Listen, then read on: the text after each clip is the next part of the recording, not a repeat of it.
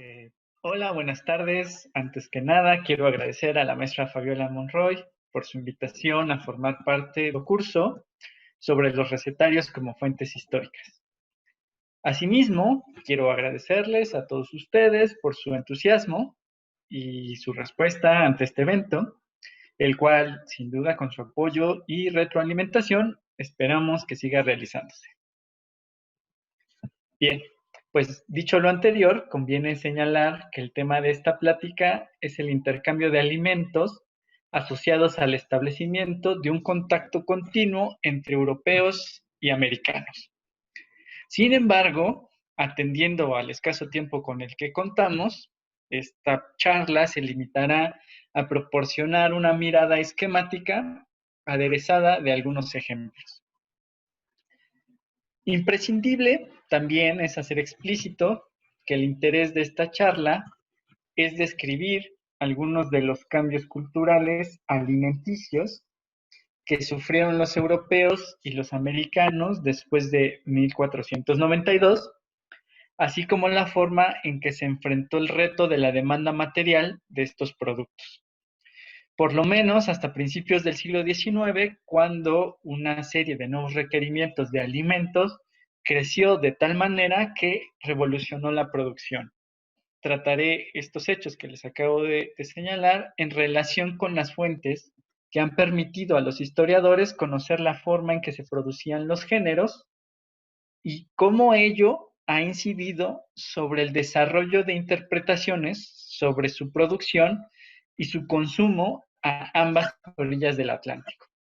El trabajo está dividido en 5 apartados en los que se abordan los primeros contactos, la consolidación del virreinato novohispano, con especial énfasis en el desarrollo de la ganadería, la riqueza de la dieta americana, y a continuación lo que hago es cuestionar este mismo concepto de riqueza, lo que finalmente da pie a entender cuál fue la necesidad de seguir comerciando. Muy bien, empecemos por los antecedentes. La llegada de los europeos a América no puede entenderse sin aludir a su antecedente más inmediato, o sea, las rutas de la seda y las especias. Un circuito de rutas comerciales que involucraba el intercambio de sedas y porcelanas chinas, así como de algodón de la India por metales preciosos europeos, así como la ruta de las especias que se realizaba por mar y era dominada por los árabes, en cuyas venas corrían la canela, la pimienta, la nuez moscada y el clavo.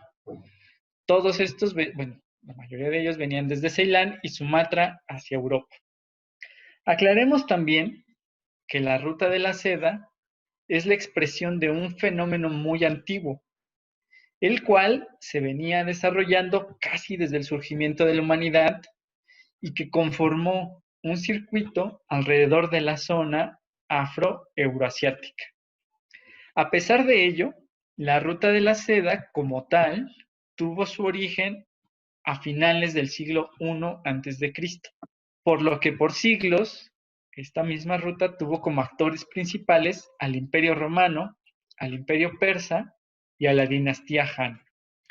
De hecho, los intercambios se mantuvieron constantes hasta la caída del Imperio Romano Occidental, que dio paso al desarrollo y expansión del sistema feudal y que redujo la existencia de unidades políticas fuertes y estables, y que sujetó la producción a la autosuficiencia. A pesar de lo anterior, la ruta de la seda resurgirá en el siglo XI, hasta alcanzar su punto más álgido en el siglo XIII, con la consolidación de las ciudades-estado italianas, siendo Venecia y Génova las que fungirán como intermediarias entre los metales preciosos europeos y los productos asiáticos de lujo. Claro, con un doble énfasis en el lujo doméstico que significaban las exportaciones asiáticas. Los siglos XVI, XV, XVI, los primeros contactos. Demos un salto a los años finales del siglo XV, cuando los viajes transatlánticos volvieron a poner de cabeza las mesas de la gente alrededor del mundo. De todos es conocido que el 12 de octubre de 1492, Cristóbal Colón llegó a unas islas que, a pesar de sus ideas, eran, entre comillas, nuevas para la cultura occidental. Los europeos habían llegado para inventar un nuevo mundo, América. A pesar de las múltiples implicaciones, concentrémonos en el hecho de que el viaje de Colón, por un lado, significó nuevos productos en la dieta europea y por el otro, revolucionó a las sociedades, las culturas y las comidas americanas. Los europeos llevaron a tierras americanas trigo, café y azúcar, a la vez que conocieron otros productos como el tomate, la yuca, la papa, el camote, el maíz, el cacao, el tabaco, el anana, que es la piña, el zapote, la guanábana, el mamey, la guayaba y el aguacate, entre muchos, muchos otros. Los europeos, además, integraron a la producción americana géneros asiáticos, como el arroz, el mango y el tamarindo. Los diarios de viaje y las crónicas de los primeros exploradores, así como las historias sobre el Nuevo Mundo, son fuente invaluable para conocer las impresiones que de inmediato tuvieron los europeos de los alimentos americanos, y que en sus primeros encuentros simplemente son definidos como comida, así, en términos genéricos. Consideremos entonces como piedra fundacional los textos de Cristóbal Colón, los famosos 4 viajes del almirante, que conocemos en parte gracias a la selección que hizo Fray Bartolomé de las Casas en el siglo XVI, las cartas del descubrimiento de Brasil, que escribió en mayo de 1500 Pero Vaz de Caminha, las obras de Gonzalo Fernández de Oviedo y Valdés, primero el Sumario de la Natural Historia de las Indias, que fue publicado en 1526, y la Historia General y Natural de las Indias, Islas y Tierra Firme del Mar Océano, que fue publicada una primera parte en 1535 y que solo se publicó completa entre 1851 y 1855, y las cartas de relación de Hernán Cortés, que se escribieron entre 1519 y 1534. Ahora bien, ¿qué podemos ver en estas obras? Pues los presentes de comida como un gesto de ofrenda, la admiración por las maravillas del Nuevo Mundo, el deseo de que hubiera especies en los territorios y la adopción de alimentos ajenos. En la carta que Colón firmó el 15 de febrero de 1493 y que dirigió a Luis de Santángel, que era el escribano de ración de Fernando el Católico, en la cual contaba lo que aconteció en su primer viaje, podemos leer los siguientes hechos. Cito. Y así todos, hombres como mujeres, después de haber el corazón seguro de nos, venían que no quedaba grande ni pequeño, que todos traían algo de comer y de beber, que daban con un amor maravilloso. Fin de las. En un sentido similar, líneas adelante, Colón expresa: las mujeres me parece que trabajan más que los hombres, ni he podido entender si tienen bienes propios, que me pareció ver que aquello que uno tenía, todos lo hacían parte, en especial de las cosas comederas. Fin de la cita.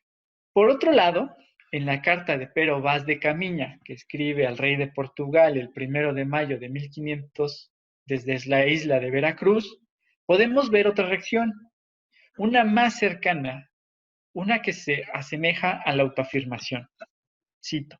Ellos no labran ni crían, ni aquí hay buey, ni vaca, ni cabra, ni oveja, ni gallina, ni ningún animal acostumbrado a vivir con los hombres, ni comen nada que no sea ñame, que aquí hay mucho, y esa simiente y frutos que la tierra y los árboles de sí lanzan, y con eso andan tales y tan fuertes y tan nutridos, que nosotros no lo estamos tanto, por mucho trigo y legumbres que comamos. Fin de la cita. A pesar de las diferencias, una cosa era evidente para las mentes más avesadas de ese momento: la vastedad y la divergencia del Nuevo Mundo. Por ello se preguntaban, ¿cuál ingenio mortal sabrá comprender tanta diversidad de lenguas, de hábitos, de costumbres en los hombres de estas Indias?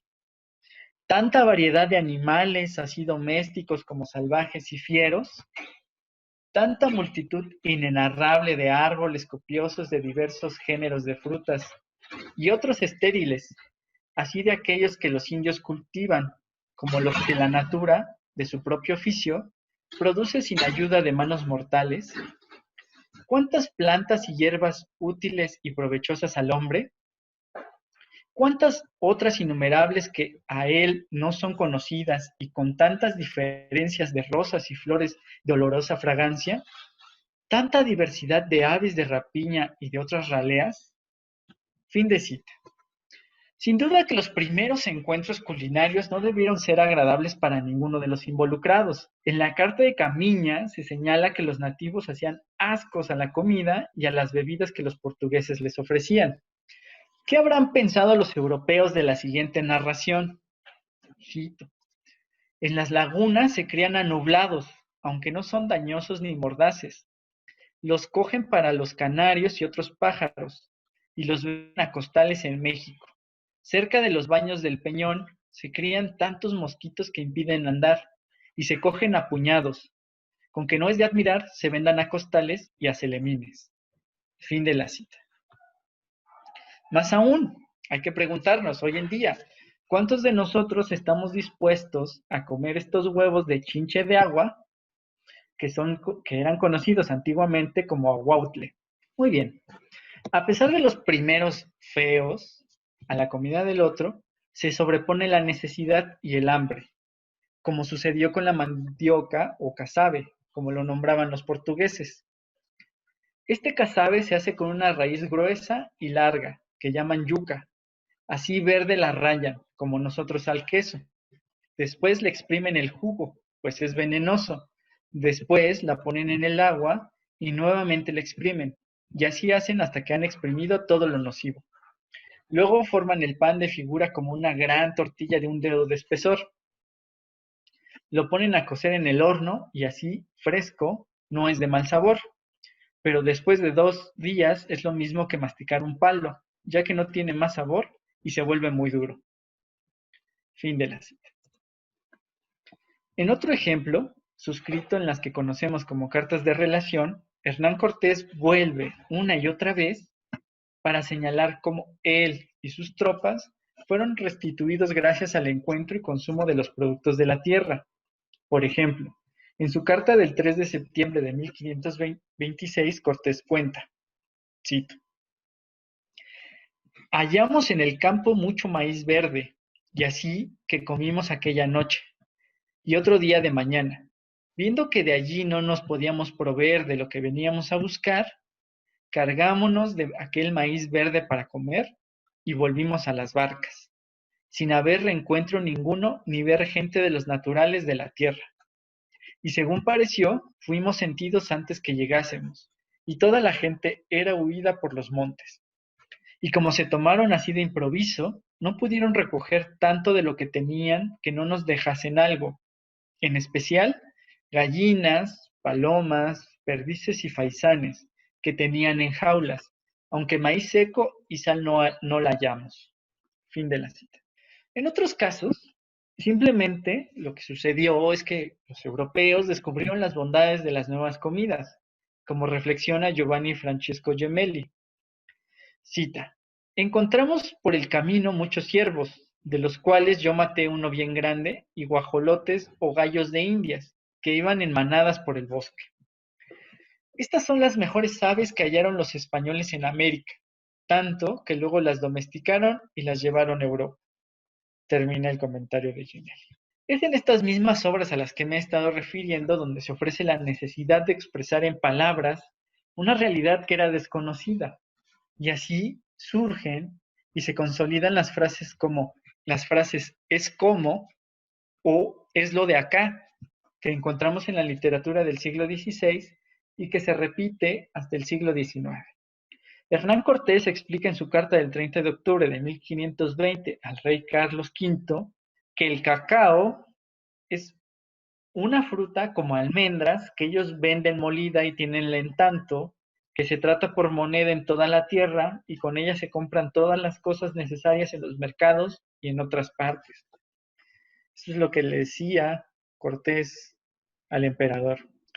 Mientras que en su carta del 15 de octubre de 1524, el conquistador le explica, una vez más al rey, al referirse a los productos que los indios podrían llegar a tributar, que, cito, el maíz es el trigo de que acá nos mantenemos, fin del comentario. Por lo que no se puede evitar, o sea, por lo que no podemos nosotros evitar pensar en lo curioso que es que después de 7 años de haber iniciado la conquista de la Nueva España y que después de otras 3 largas cartas no sea sino hasta la cuarta de ellas que Cortés explique qué es el maíz.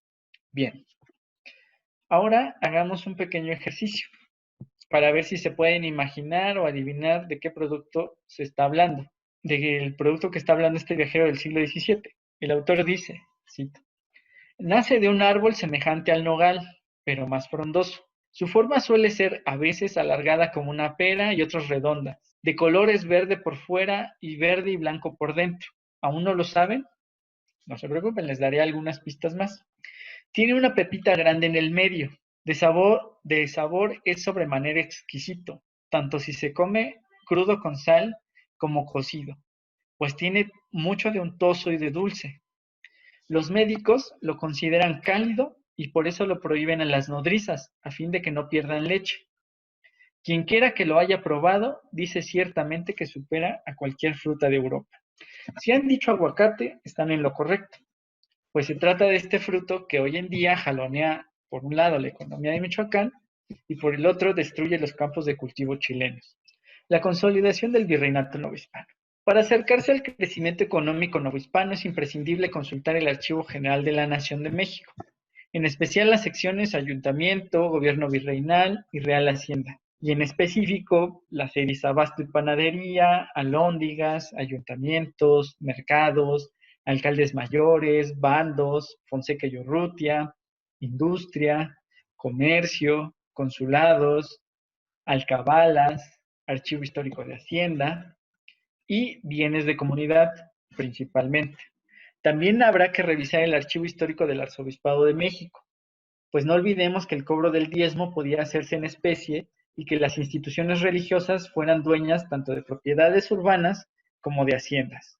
Además, debemos referirnos a un tercer repositorio, el Archivo General de Notarías de la Ciudad de México, en el que han quedado registradas la formación de compañías y poderes que les permitían a los hombres de negocios delegar sus responsabilidades en sus hombres de confianza. Mientras que para conocer el funcionamiento y abasto de la Ciudad de México, en cambio, es necesario ahondar en el archivo histórico de la Ciudad de México y en sus series Abasto de Carne, Abasto de Contabilidad, Abasto y Panaderías y Rastro y Mercados, entre otras. Ahora bien, dejemos los primeros años de conflicto bélico y pasemos al periodo de consolidación del virreinato novohispano, cuando los caballos, las vacas, los cerdos y las gallinas, así como el cultivo de nuevos granos, modificaron las relaciones económicas, la orografía y, por supuesto, la dieta de los americanos. En los primeros años de la conquista, los géneros europeos sufrieron un fenómeno inflacionario. En 1519, Cortés entregó unas instrucciones a Francisco de Montejo y Alonso Hernández Portocarrero, solicitando que al presentarse en la corte, cito, ítem faréis muy entera relación a sus majestades, cómo Velázquez no ha gastado nada en estas armadas. Antes ha ganado muchos dineros con nosotros vendiéndonos a precios desaforados lo que en las dichas carabelas suyo venía por maña.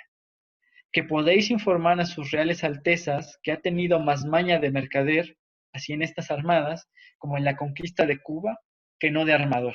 Fin de la cita. El aumento de los precios, sin embargo, más que un capricho o negocio exclusivo de Velázquez, es una realidad que puede constatarse en la contabilidad comercial de la época. El fenómeno se debía a la amplia demanda de los productos por parte de los expedicionarios y al interés de que estos productos fueran pagados en metales preciosos. Y es que señalar la demanda de los géneros europeos, y es que al señalar la demanda de los géneros europeos podemos considerar otro momento memorable. Por ejemplo, durante los primeros 6 o 7 meses del año de 1521, llegaron al puerto de Veracruz 4 buques, conduciendo víveres, armamento y alguna gente que fue de gran auxilio para Cortés en aquellos días. Pero bueno, de estos, el cuarto, que era procedente de la isla de Cuba, contenía un pequeño cargamento que se componía en parte de vino de España y de algunos cerdos que sirvieron para el banquete que utilizó Cortés ni más ni menos que para sus capitanes y sus soldados, con los cuales en Coyoacán celebraron la toma de la Ciudad de México.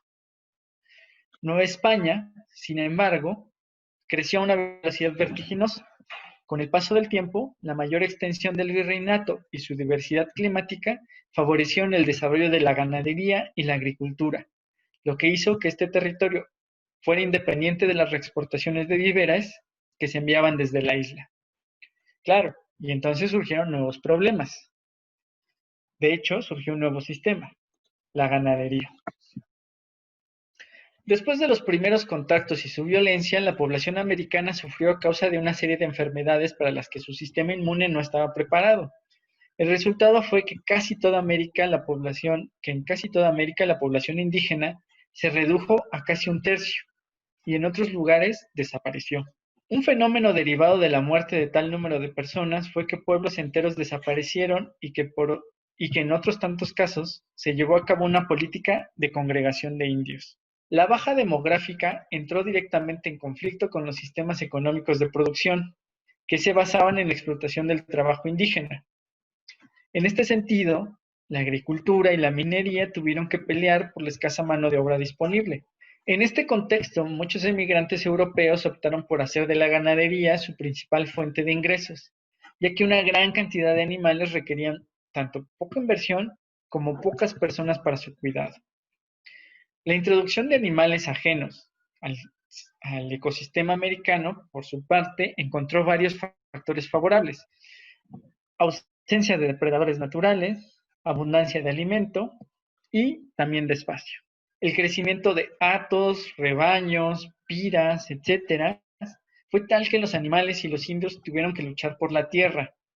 Para poner punto final a este conflicto tuvieron también que adaptarse o crearse leyes para limitar los derechos de mesta y proteger los cultivos agrícolas del paso de reses, ovejas y cerdos. Sin embargo, no todos los territorios contaron con la protección del centro de Nueva España y por tanto llegaron a ver destruido su ecosistema, tal y como sucedió con la plaga de ovejas que arrasó la zona del actual estado de Hidalgo, o la tala que se hizo en la Sierra de las Cruces o en Chalco. Verdaderos problemas ecológicos que dieron pie a los paisajes que conocemos hoy en día. En el siglo XVII, cuando en Nueva España la población del centro empezó a crecer, los animales mayores fueron expulsados al norte, donde siguieron encontrando excelentes condiciones para su reproducción y crearon historias como la del Marqués de San Miguel de Aguayo.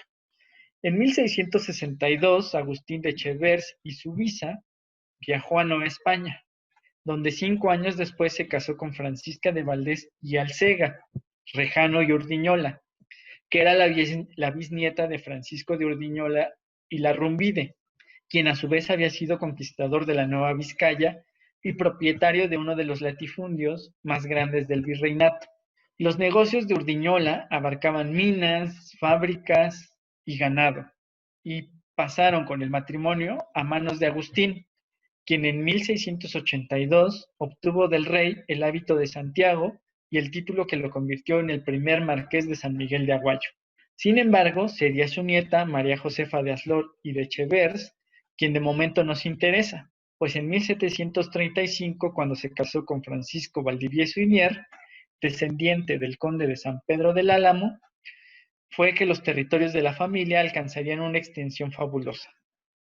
Ni más ni menos que una tercera parte del actual estado de Coahuila, además de un corredor de tierras que permitía que las reses y carneros de los obligados de la carne para su venta en la Ciudad de México fueran transportados sin necesidad de que los animales salieran de las tierras del marquesado. Para darnos una idea del tamaño que podría haber alcanzado la población de la Ciudad de México a mediados del siglo XVIII y el reto de alimentarla, en una época en la que las estadísticas no estaban generalizadas, Francisco de Jofrín nos dio las siguientes cifras. Cito: la ciudad consume anualmente 300,000 carneros, 15,500 reses, 30,000 marranos, 2 millones de arrobas de harina, 160,000 fanegas de maíz. Los forrajes son inaveriguables, así como las frutas, legumbres, aves y pescados. Fin de la cita. Estos datos pueden contrastarse con un estudio moderno que expresa También cito, el ingreso de reses a la Ciudad de México para su consumo fluctuó entre 8,000 y 28,000 cabezas. El carnero, que era de gran demanda en la capital, llegó en varias ocasiones en el transcurso del siglo a más de 350,000 animales. El ingreso de cerdos, por su parte, fluctuó entre 22,000 y 54,000 cabezas. Fin de la cita.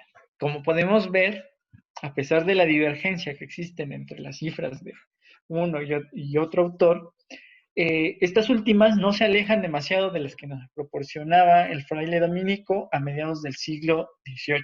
Muy bien, la riqueza de la dieta americana. La riqueza de la dieta americana, como hasta hoy en día, no solo provenía de la variedad de productos que existían en sus mercados, sino de su accesibilidad. Gran asombro causaba a los europeos el hecho de que pudieran recogerse hasta 3 cosechas al año. Gemelli escribía, cito, por ello en México, respecto de las demás ciudades, se vive con poco dinero, bastándole a una persona medio peso al día. No puede decirse sino que México es una buenísima ciudad, ya que en su mercado se ven durante todo el año flores y frutos de cualquier especie. Fin de la cita. Las bondades de los suelos de la ciudad eran tales que el Hospital de San Jacinto, por ejemplo, que pertenecía a los misioneros dominicos de Manila, y el Hospicio de San Nicolás de Villanueva, que era de los padres agustinos de la misión de China, se sostenían ni más ni menos que de la venta de hortalizas y de verduras, que le llegaban a redituar al primero de ellos entre 8,000 y 9,000 pesos anuales. Para ampliar esta idea de la abundancia, citaré la investigación de una académica quien en sus estudios pudo constatar que en el siglo XVIII podía comprarse un máximo de 152 onzas de carne a cambio de un real, es decir, casi 4,4 kilos por un solo real, y en las peores épocas, 918 gramos por la misma cantidad de dinero. Dimensionemos esto. Un peón de la construcción ganaba 3 reales diarios y por lo tanto podría haber llegado a comprar con su sueldo hasta 13 kilos de carne o un mínimo de 2,7 kilos por día, mientras que en 1791 con un solo real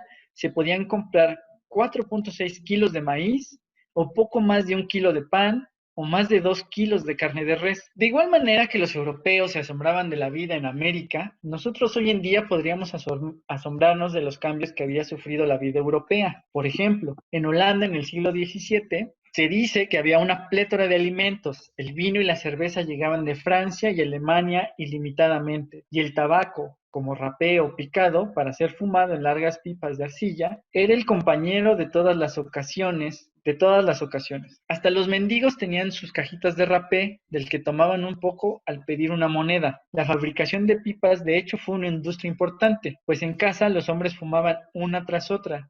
Incluso hasta había himnos que alababan esta hierba medicinal. En este sentido, los diarios de viaje son fuentes que nos permiten conocer tanto los productos como los procesos de elaboración de algunos platillos sencillos, equiparándose casi a auténticos recetarios, dado la necesidad de conocer productos y alimentos no conocidos en otras tierras. Hilarión de Bérgamo escribió en su diario de Viaggio al México, cito, el guisado común es la olla al uso de España, que consiste en carne de capón, jamón, garbanzos, repollo, cebollas, nabos, ajos y otras especies de verduras que se pueden encontrar en aquella estación con azafrán y especias. Y esta mezcolanza es el guisado que usan en todos los países de España. Y a decir verdad, es muy buena, porque es plato para diversos gustos. En México no usan la sopa, en vez de la cual dan una taza de caldo y, en fin, el entremés, que es carne con chile. Después, es ley inviolable traer al final de la comida y de la cena, en todo el año, una pequeña taza de frijoles en caldo, parecidos a los nuestros de Italia,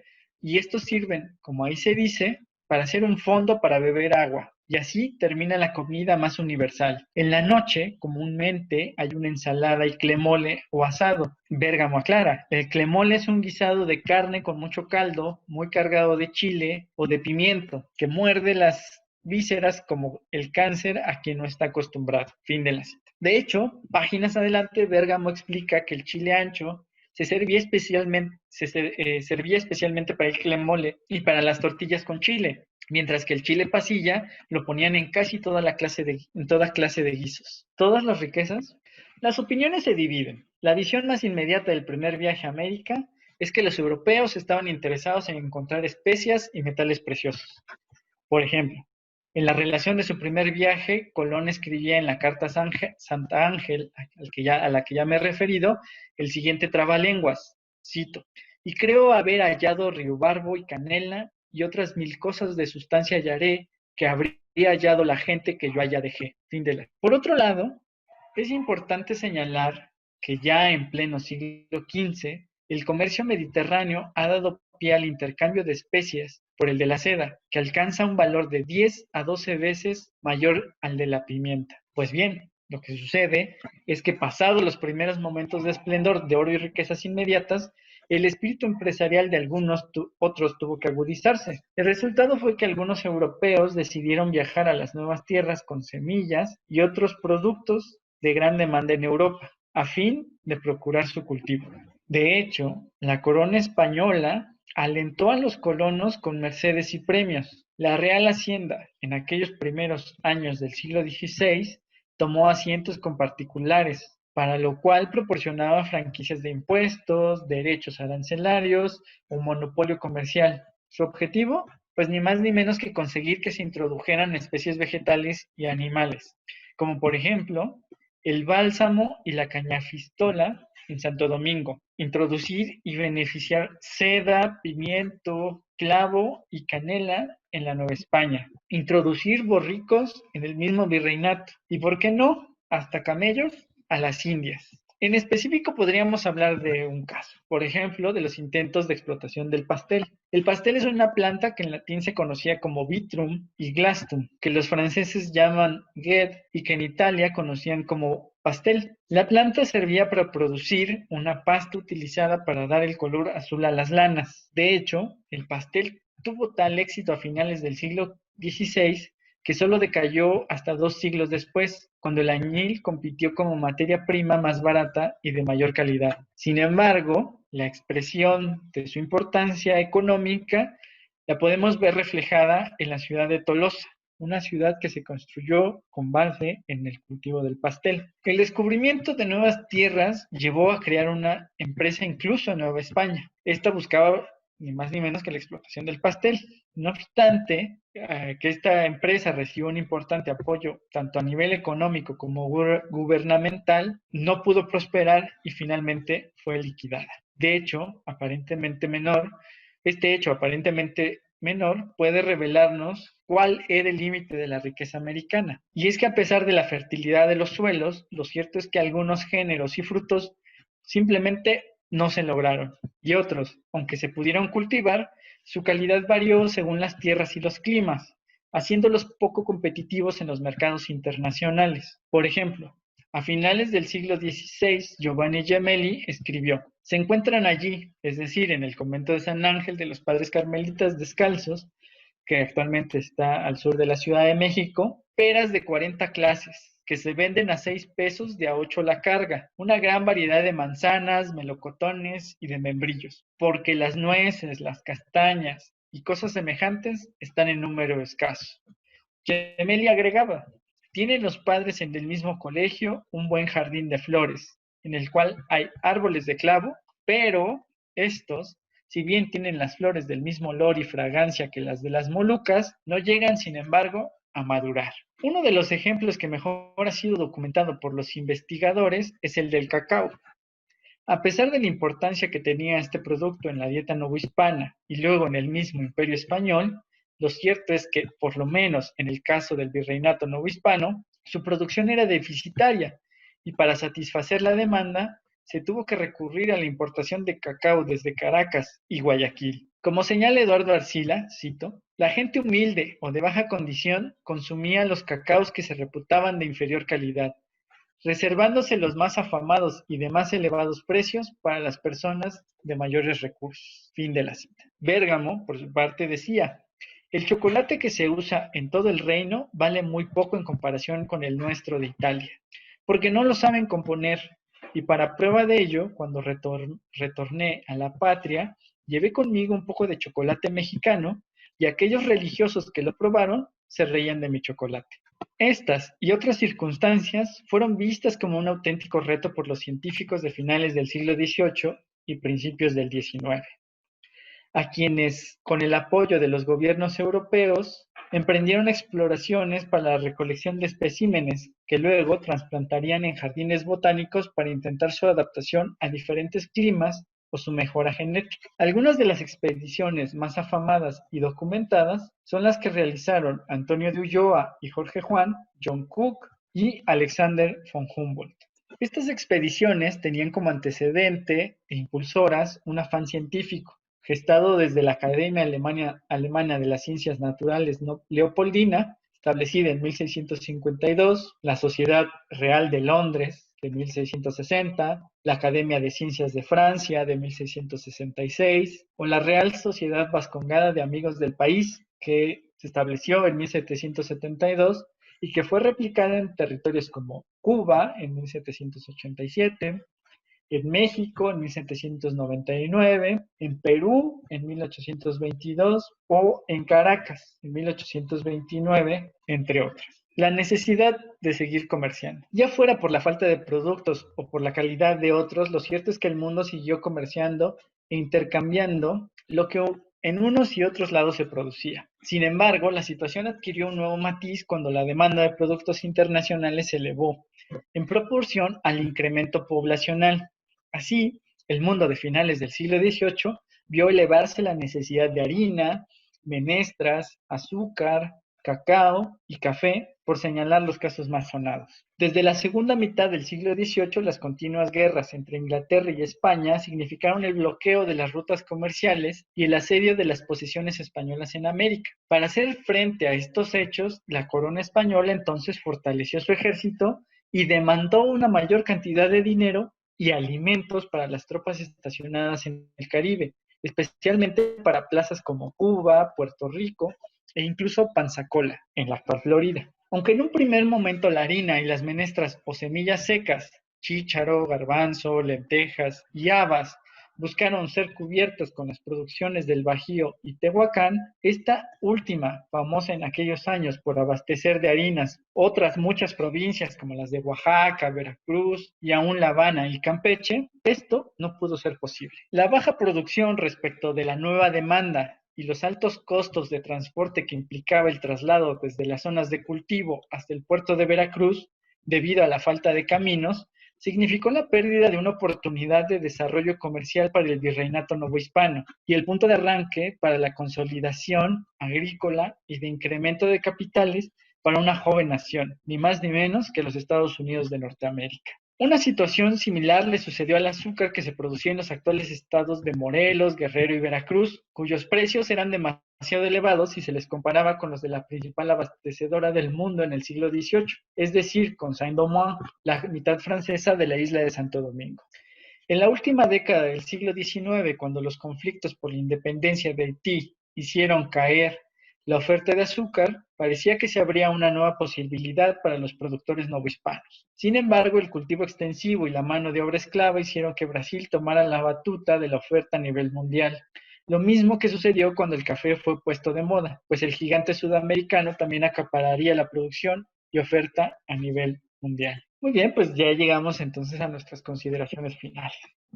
La gastronomía, esa ciencia que se dedica a la relación entre el ser humano y su alimentación, puede ser aún más enriquecida si se trabaja de manera conjunta con otras disciplinas. Como hemos podido ver o tratado de señalar, la historia económica puede servir para profundizar acerca de las motivaciones materiales que llevan a la producción, el intercambio y el consumo de ciertos alimentos, mientras que la geografía nos puede hablar sobre los suelos, su variedad y particularidades, lo que ha influido desde siempre en el sabor de los alimentos que hemos adoptado, pero también sobre las consecuencias de la explotación agrícola y ganadera. La historia, interpretada desde una visión sociológica, en cambio, nos habla de la impresión que generan los alimentos, pero sobre todo de su adopción y, ¿por qué no?, de la adaptación a los gustos y modas de las sociedades humanas. Con estas reflexiones espero haber cumplido con el objetivo de haber despertado su curiosidad, que será la que los lleve a leer el tema de la comida desde otros ángulos,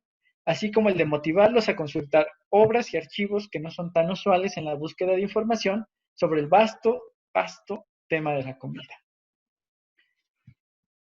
Por último, me gustaría señalar que estoy muy interesado en escuchar sus reflexiones que esta presentación les podría haber generado, por lo que les dejo mis datos de contacto y comentarles también, si a alguien le interesa, para la elaboración de este trabajo, lo que hice fue generar una bibliografía muy general, muy general, pero creo que bastante interesante. Así que si me mandan un correo, puedo compartirlas con ustedes. Muchas gracias.